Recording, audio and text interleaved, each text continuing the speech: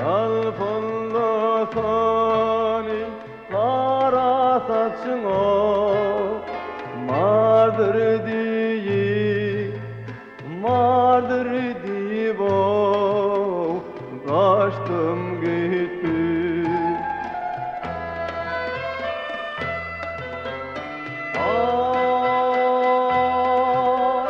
Aşık olmak hiç bilmeyen, mevni bilmeden kandırmayan, dan seherler hiç dönmeyen, güldük yüzün o açtım gittim.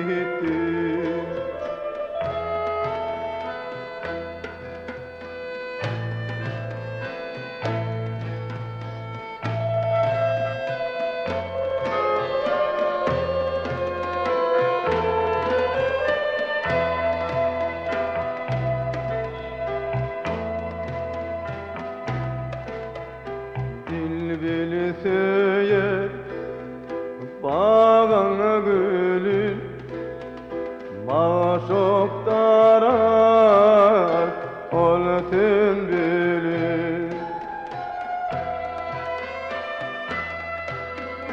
Dora bilmem o yarını bilin, emay bile, emay bileyen kuştum gittim.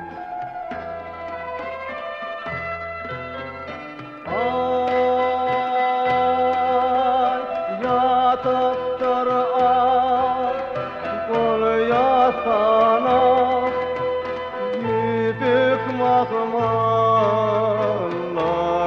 seni, kapini açtım kız sana, rahmet nuru yol taştım gittim.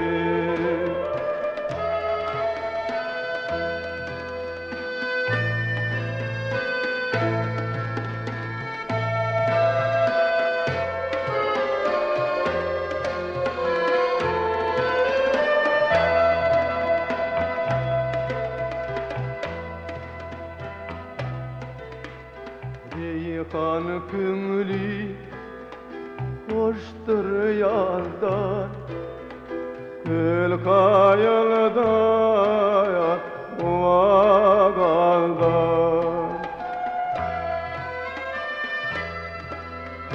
Gün gelinden o ancak idar, öpürimi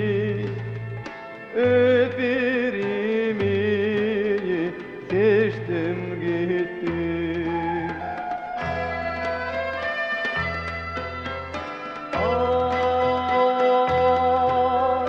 Gürler saçar yarda kandan, mümkün ergeler divandan.